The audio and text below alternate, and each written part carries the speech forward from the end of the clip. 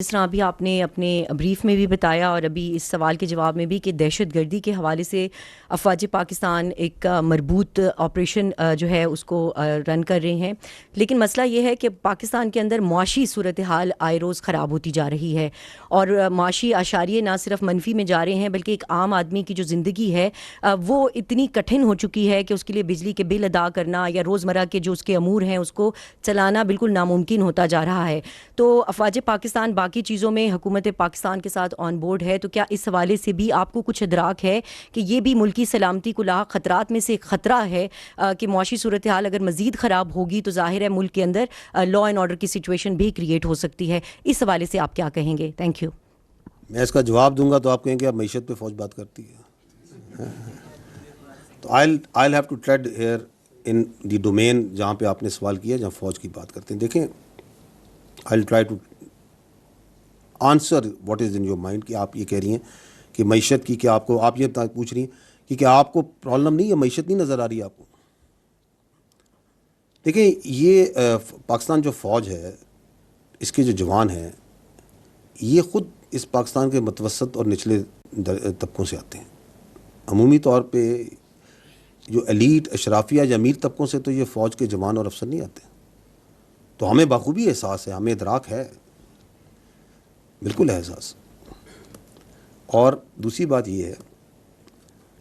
کہ اس سے ہم جس طرح پاکستان کے عوام ہیں، ہم بھی اس پہ اسی طرح نبرد آزما ہوتے ہیں جس طرح باقی آپ لوگ نبرد آزما اور پاکستان کے عوام نبرد آزما ہوتے ہیں۔ But I will not talk here on the individual level, let me try to give you a perspective کہ اداراتی طور پہ کیا ہو رہا ہے، کیونکہ آپ کہہ رہی ہیں کہ معیشت کا آپ کو احساس ہے اور یا نہیں ہے۔ دیکھیں 2022-23 میں ہمارا جو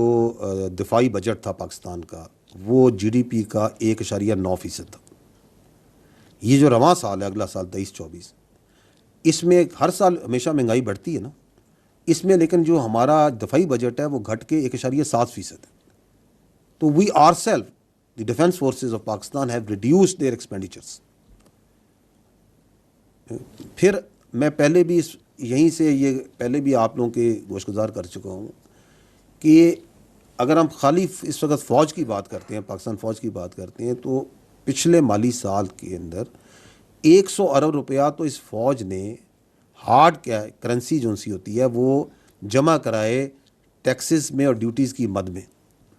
اور جو ہمارے رفائی ادارے ہیں، ذیلی ادارے ہیں، 260 ارب روپے انہوں نے جمع کرائے۔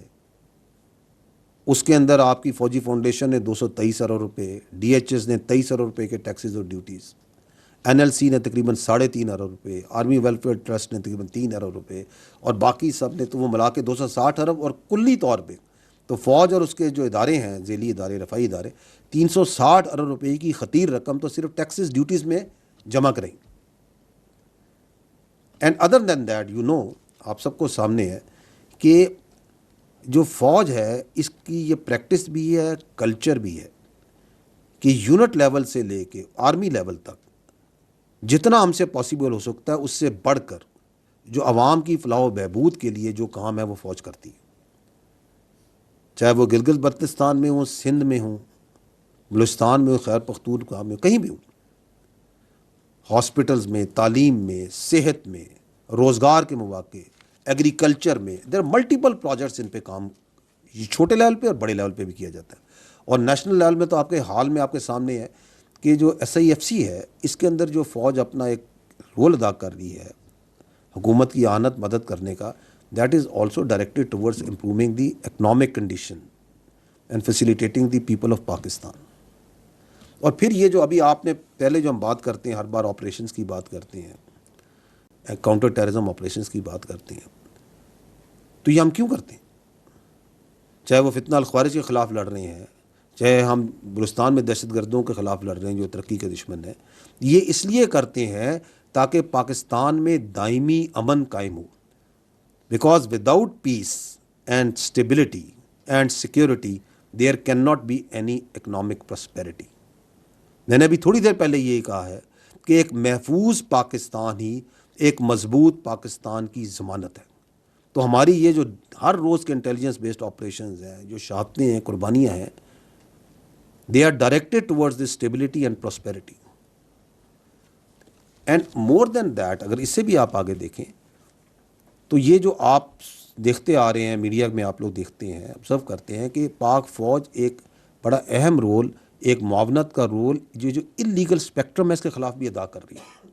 وہ جو میں نے بات کی ٹیرر کرائم نیکسس کی، جو استحصالی مافیا ہے، کیونکہ مضبوط انتظامی ڈھانچوں کے بغیر معیشت ترقی نہیں کر سکتی. So we are fully committed in that and we put our best efforts government کے ساتھ مل کے، گورنمنٹ کی ہدایات کے اوپر، جو اللیگل اسپیکٹرم کو توڑنے کے لیے. اور اس میں نہ صرف ہم ایکشنز کرتے ہیں، آپ نے دیکھا ہوگا ہم بارہ اس بات پہ بڑے مؤثر طریقے سے بات بھی کرتے ہیں کہ یہ ٹیرر کرائم نیکسس کو بریک کرنا ہوگا، اس استحصالی کرمنل مافیاز کو پاکستان سے ختم کرنا ہوگا. تو اگر ٹوٹیلیٹی میں بات کریں تو جو آپ نے کہا کہ ہمیں ادراک ہے، ہمیں نہ صرف ادراک ہے، میں تو آپ کو یہ کہوں گا کہ ہمارے تمام ایکشنز ڈائریکٹلی اور انڈائریکٹلی ان کا ایک کلیدی رول پاکستان کی معیشت کو اور پاکستان کے عوام کی فلاح و بہبود کے لیے. اگر آپ چاہے وہ فتنہ الخوارج کی خلاف جنگ ہے، چاہے وہ بلوچستان میں دہشت گردوں کی سرکوبی ہے، چاہے وہ SAFC میں کام کر رہے ہیں، چاہے وہ چھوٹے بڑے سوشو اکنامک پروجیکٹس کر رہے ہیں، کروا رہے ہیں، فیسیلیٹیٹ کر رہے ہیں، چاہے وہ اللیگل اسپیکٹرم کے خلاف ہم کام کر رہے ہیں، تو دس از آل ڈائریکٹڈ ٹورڈز دیٹ.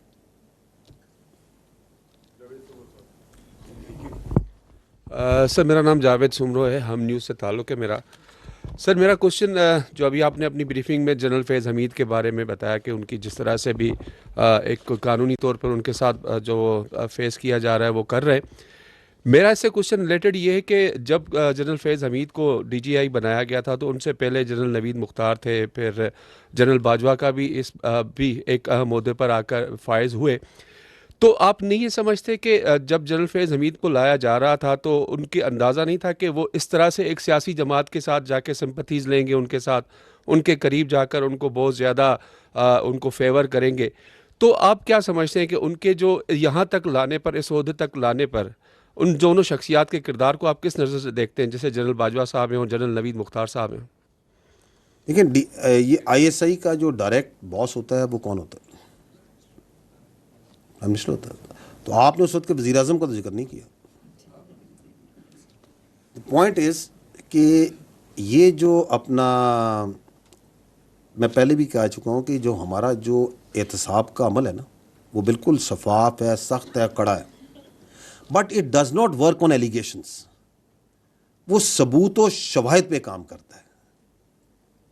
یہ نہیں کہ الزامات پہ کام کرتا ہے، وہ ثبوت و شواہد ہوتے کے اوپر کام کرتا ہے.